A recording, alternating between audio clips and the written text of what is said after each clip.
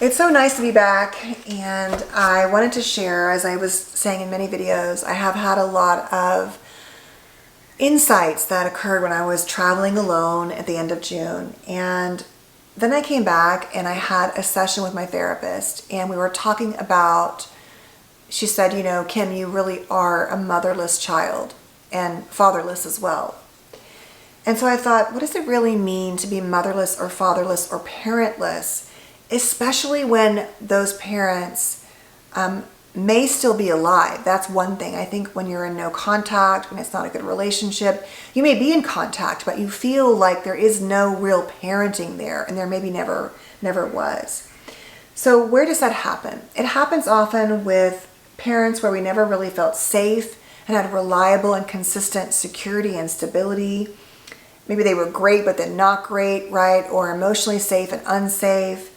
Maybe they literally or figuratively abandoned us. We just felt like they were never there for us or could never be the parent. Maybe we were the parent.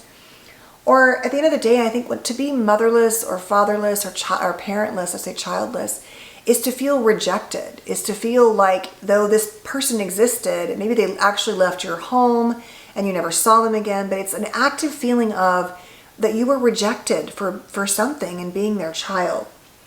And so why do parents do this? They do this because they themselves are often in a very childlike state. They never develop the capacity to show up as the caretaker, the safety, the security. They can do this. We can feel this way when they're unsafe, like I said, with lots of rage.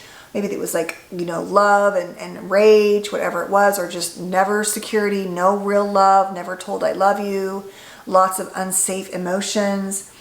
When they are unpredictable, so the idea of a parent is to be this like containing energy to say, I've got you, you're safe with me. And parents who are repeatedly unreliable, unpredictable can make us feel like they're not really capable of giving us that parenting energy. They may abandon us emotionally, physically, mentally, so there's just no support. They always expect you to take care of yourself. And so deep inside, it's like you've always felt like there was no capacity, like I said, no containing source. And you had to parent yourself oftentimes. They might over-focus on other children in the home. So maybe you feel like your siblings got the parent version, but for whatever reason, life, trauma, their capacity, the differences in your personality, that didn't happen for you. Maybe you were always expected to be their co-pilot, their friend, their therapist. And so the capacity of being a parent was never applied to you. And so, like I said earlier, you had to actually parent them in some way.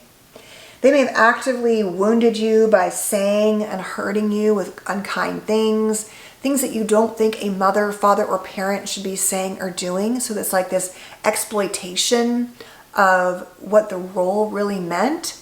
And it could be turned on you, and so you don't really feel like you belong to a parent in that way. They might have been critical or controlling or punishing you in some way. They may have made adult demands on you that weren't fair, that weren't appropriate. And so you feel like, you know, there was just no one that had your back in that sense. And at the end of the day, they were not a safe harbor. And so that's what I'm saying is like that containing energy didn't exist for you. And so you feel like you're sort of like rudderless in the world. You know, I've talked about writing a book called Nobody's Girl, which I've worked on from that song, that Bonnie Raitt song. That's what it feels like, right? It's like you don't really belong when you have parents like this to anyone. You've always been this island unto yourself. And then if you become a parent, you're trying to give that to your kids, but you never had it. And that can be very healing and also very, very hurtful as it plays out. So what does it do to you? How does this play out for you? You can obviously feel alone in the world, like no one really sees you, that you could never rely on anyone, that there's no one to mirror and give feedback and guide you. So you're just like a ball, a ping pong machine, like bouncing off of things, making decisions, trying to guide your own growth, but not really feeling like there's anyone there to do that for you.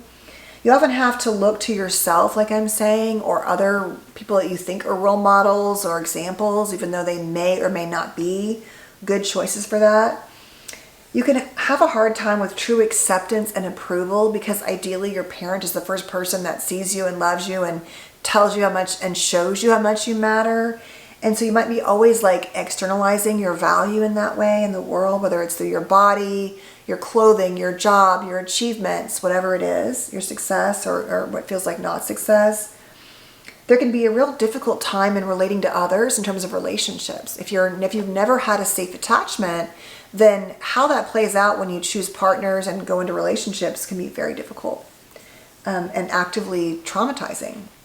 There can be lots of trust issues because if you didn't have that, guiding force for you, that safe harbor, it may teach you that no one is safe. Obviously, it manifests in a lot of shame and that fact that, well, I'm motherless or parentless fatherless because it was something wrong with me. There's something wrong with me. And therefore, I'm unlovable. I don't matter. I'll never be good enough. I'm bad. And then oftentimes you isolate yourself or you become really anxious. You have those kind of wide swings in a more disorganized situation where you want so much to not be left, but then the minute it gets close, you back away. I think that's very common for those of us who may not have that classic, disorganized pattern, but it really is an anxious and avoidant pattern, which really at the core is the dynamic in a more disorganized pattern. And at the end of the day, it's can be really difficult to think about, what does nurturing mean? How do I provide nurturing? How do I receive nurturing? It might be really easy for you to give love, but receiving love is difficult. And so as I thought about that conversation, I was like, it really is difficult to navigate. And when I say motherless, it's not like, as I've described, it was always bad all of the time.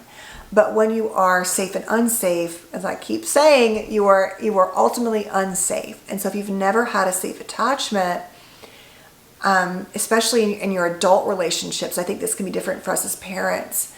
We'll be like, well, we're not, we'll be like, I'm not going to be my parent. But then how we navigate that, especially as our kids grow and become their own adults and humans and have their own triggers, that can become really difficult too, because you can get confused. Like when your child's pushing away and separating in a healthy way, if you don't have a good sense of what that is, it can feel very personal.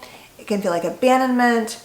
It can feel hurtful. And so it's really important, I think, especially to do your own work if you decide to become a parent or as you're working through parenting, because the landmines are vast and wide and long and never ending as parenting morphs over time from, your younger kids to your older children. And as they struggle in their own lives, you have to be careful because you can take a lot of that pain on yourself. Oh, they're suffering because I did this. And maybe you did not know some things. Maybe you messed up in some ways. But you can over-own that, as I've had to struggle with. It's like, okay, there is a part of this that belongs to them.